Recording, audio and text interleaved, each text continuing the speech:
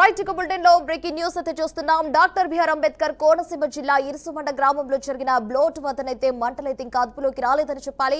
ONGC సాంకేతిక సిబ్బంది ఆధ్వర్యంలో భాగంగా నియంత్రణ చర్యలైతే ఇంకా కొనసాగుతూనే ఉన్నాయి. భారీ పైప్ లైన్ ద్వారానైతే గొడుగు ఆకారంలో నీటినైతే లోపలికి పంపిస్తూ మంటలనైతే అదుపులోకి తీసుకొచ్చే ప్రయత్నాలు అయితే చేస్తున్నారు అధికారులు. రైట్ ఇక ఇదే అంశానికి సంబంధించి మరింత సమాచారం రీజనల్ కోఆర్డినేటర్ అప్పాజీ అయితే లైవ్ ద్వారా అందిస్తారు. అప్పాజీ చెప్పండి, దీనికి సంబంధించి అప్డేట్స్ ఏంటి, ప్రస్తుతం అక్కడ ఏ విధంగా ఉందని చెప్పవచ్చు? హిమవర్ష ఇరుసుమండలో జరిగినటువంటి బ్లోఅవుట్ ఇంకా అగ్ని కీలకలకు ఎగిసిపడుతున్నాయని చెప్పుకోవచ్చు. అయితే ఇప్పటికే ఈ దాదాపుగా ఇక్కడికి ఓఎన్జీసీ అధికారులు కానీ ఇతర చమురు నిక్షేపాలకు సంబంధించి ఇక్కడ సంస్థలు కానీ ఇక్కడ మంటలను అదుపు చేసేందుకు ఇక్కడ విశ్వ ప్రయత్నాలు చేస్తున్న పరిస్థితి అయితే ఉంది. అయితే ఒకవైపు బ్లోఅవుట్తో ఈ ప్రాంత ప్రజలు అల్లాడుతున్న నేపథ్యంలో మరోవైపు ఇక్కడ ఆకతాయిలు కూడా ఇక్కడ కొంతమంది ఇక్కడ ఆకతాయిక వ్యవస్థ పరిస్థితులు కూడా కనిపిస్తున్నాయి. అయితే పరుగులు తీసినటువంటి ఇక్కడ బ్లోఅవుట్ సందర్భంగా పరుగులు తీసినటువంటి స్థానికులు ఇక్కడ కట్టుబట్టలతో బయటకు రావడం జరిగింది. అయితే తలుపులకు తాళాలు కూడా వేసుకోకుండా ఈ ప్రాంతానికి చేరుకున్న పరిస్థితుల నేపథ్యంలో అక్కడ కొంతమంది బ్లోఅవుట్ జరిగిన ప్రాంతం వద్ద కూడా కొంతమంది ఆకతాయిలు దొంగతనాలు కూడా పాల్పడుతున్న పరిస్థితి ఉంది. ప్రస్తుతం మన వద్ద ఇక్కడ ఈ కొంతమంది స్థానికులు అక్కడ ఏ విధంగా ఈ పరిస్థితులు జరిగాయనే దానిపై కూడా కొంతమంది స్థానికులు మన వద్ద ఉన్నారు. వారిని అడిగి మరిన్ని విషయాలు తెలుసుకుందాం. సార్ చెప్పండి, ఇక్కడ బ్లోఅవుట్ జరిగి ఇక్కడ 24 గంటలు జరుగుతున్న నేపథ్యంలో ఇక్కడ మీ పరిస్థితి ఎలా ఉందనుకుంటారు? నిన్న పొద్దున్న 7 గంటలకు స్టార్ట్ అయిందండి. 7 గంటలు స్టార్ట్ అయిందండి. 7 గంటల నుంచి 11:30 వరకు పొగలు వస్తున్నాయండి. పొగలు వస్తూ ఉండగా మాకు ఈ లోపల మేము చూసి ఆ చుట్టుపక్కలంతా ఏరియా అంతా మేము చూస్తే మాకు ప్రమాదం వచ్చేస్తుందని చెప్పేసి ముందుకు వస్తుందని చెప్పేసి మేమంతా ఎవరికాళ్ళు సర్దుకుంటాక ప్రయత్నం చేస్తుంది. తలుపులు తాళాలు వేసుకోకుండా ఇంటికి బయటికి వెళ్ళిపోయాం. ఇంటి నుంచి రాత్రి ఏమో దొంగలు వచ్చి తలుపులు కొట్టడం జరిగింది. మా ఊళ్ళో కుర్రోళ్ళు చూసి మళ్ళీ వాళ్ళు ఎవరెవరని చెప్పి పరిగెలు ఎత్తుకొస్తే వాళ్ళు వీళ్ళని చూసి వాళ్ళు పారిపోయారు. మా పరిస్థితి ఏంటంటే రాత్రి నుంచి భోజనం లేకుండా చాలా ఇబ్బంది. కరెంట్ ఒకటి లేదండి. తర్వాత ఓఎన్జీసీ వాళ్ళు వచ్చి 600 మీటర్లు అని చెప్పేసి అంటున్నారండి. వచ్చి మీరు ఎంక్వైరీ చేయండి, కావాలంటే 150 మీటర్ల దూరంగా ఉంది మా ఇల్లు ఓఎన్జీసీకి, మీరు ఎంక్వైరీ చేసుకోండి, మేము చెప్పింది కాదంటే మీరు ఇంకో రకం చేసుకోవచ్చు. అటువంటిది ఏం కాకుండా 2 చేలు ఎకరా చేలు 2 చేలు తర్వాత మా ఇళ్ళు ఉన్నాయి. వేడి విపరీతమైన వేడి. ఆ వాతావరణంలో ఉండి మేము దూరంగా ఉన్నాం. పిల్లలతోటి పెద్దోళ్ళు ఉన్నారు మాకంటే చంటి పిల్లలు మా మనవలు వాళ్ళు అంతా ఉన్నారు. వాళ్ళందరినీ ఇబ్బంది పడిపోతున్నాం. దూరంగా మేము వేరే ఇంటికి వెళ్ళి తలదాచుకుంటాకి మేము ప్రయత్నం చేసాం. ఎంజీ గార్డెన్ కళ్యాణ మండపం ఉందండి ఇక్కడ మంగినవారిది. ఆ కళ్యాణ మండపం కాడకు వచ్చి మేము కొంచెంసేపు తలదాచుకుంటాకే అవకాశం కల్పించు అని ఎంజీ గార్డెన్ ఓనర్ గారిని అడిగితే వాళ్ళు అవకాశం ఇచ్చారండి. ఆ అవకాశాన్ని వినియోగించుకుని మేము కొంచెం ఉన్నామండి అక్కడ. అదే ఇక్కడ ప్రస్తుత పరిస్థితి ఎలా ఉన్నాయి అంటారు? చాలా భయాందోళనగా ఉందండి ఇక్కడ పరిస్థితి. రాత్రి నుంచి ఏమీ చేసుకోలేని పరిస్థితి. కట్టుబట్టలతో తాళాలు వేయకుండా ఇంటికాడ నుంచి బయలుదేరి రావడం జరిగింది.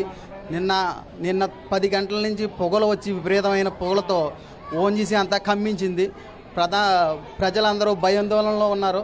12 గంటల 12:30 1 గంట సమీపంలో పేలుడు జరిగిన కాడి నుంచి మొత్తం ఉన్న ప్రజలందరూ, ఆ చుట్టుపక్కల ఉన్న పిల్లలందరూ, పెద్దోళ్ళు మొత్తం అందరూ ఇల్లు వదిలేసి కట్టుబట్టలతో పరుగులు తీయడం.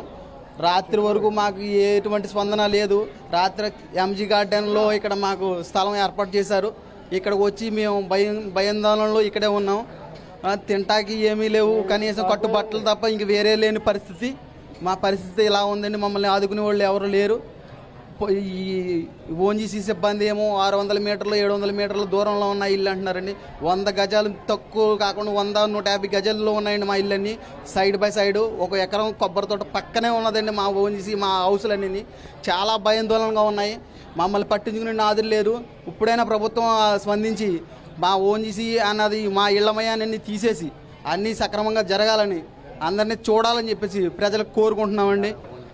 వీఆర్ఓ ఎవరో స్పందించే వాళ్ళు ఎవరు లేరండి. మాకు ఇక్కడ అధికారులు ఎవరు లేరండి. అధికారులు ఎవరో పట్టించుకునే వాళ్ళు లేరు. మమ్మల్ని కొంచెం చూసి మా అందరికీ నష్టపరిహారం చేయాలని చెప్పేసి మేము కోరుకుంటున్నామండి. పరిస్థితి ఎలాగుంది? మాది 100 కిలోమీటర్లు అదే గజాల లోపల ఫస్ట్ ఇల్లు మాదండి. ఏ సగం ఏమండి 15 ఇల్లు దాకా తర్వాత అండి ఫస్ట్ మాదండి. ఏమండి మాకు మా దాంట్లోంచి పైపు వెళ్ళిందండి మా దాంట్లోంచి. దాన్ని తవ్వుతుంటే నేను ఆపేనండి ఒకసారి. ఆపితే అది ఆపేసి ఇంకో కలసం ఇంకోటి ఇచ్చారండి. నిన్న 11 గంటలు స్టార్ట్ అవ్వదండి, మేము 2ంటికి ఖాళీ చేసామండి. ఇప్పుడు ఏమున్నాయో దూడ దుట్టుకు అన్నీ వదిలేసి మేమంతా పిల్లలతో ఇక్కడ ఉన్నామండి ఎండి గార్డెన్లో. మాకు జనసేన తెలుగుదేశం ఏదో కొంచెం హెల్ప్ చేసిందండి, ఇక్కడ ఉన్నాం. అందుకే చంద్రబాబు గారి న్యాయాన్ని ఈయన్ని మన పవన్ గారిని మాకు న్యాయం చేయమని ఆ పైపులు మాకు కొప్పలమయంగా వెళ్తున్నాయండి, అది న్యాయం చేయమని మేము కోరుకుంటున్నామండి. చెప్పండి, పరిస్థితి ఎలా ఉంది? పరిస్థితి అదే అండి, మొత్తం అందరూ అలాగే ఉందండి. మీకు ఏం కావాలనుకుంటే డిమాండ్ చేస్తున్నారు? ఇప్పుడు ఉండటానికే ఇల్లు వదిలిపెట్టి వచ్చేసాం. ఏం కావాలంటే డిపార్ట్మెంట్ అండి, డిపార్ట్మెంట్ ఉండాలి కదా. అక్కడ ఊళ్ళో ప్రజలు ఎక్కడ ఉన్నారో ఏంటి అని ఈఆర్ఓ ఉండాలి, అక్కడ ఆర్ఏ ఉండాలి, అందరూ ఉండాలి కదా. డిపార్ట్మెంట్ ఏది? డిపార్ట్మెంట్ ఇప్పుడు జనం ఎక్కడ ఉన్నారో తెలియదు, డిపార్ట్మెంట్ ఏమీ లేదు అక్కడ.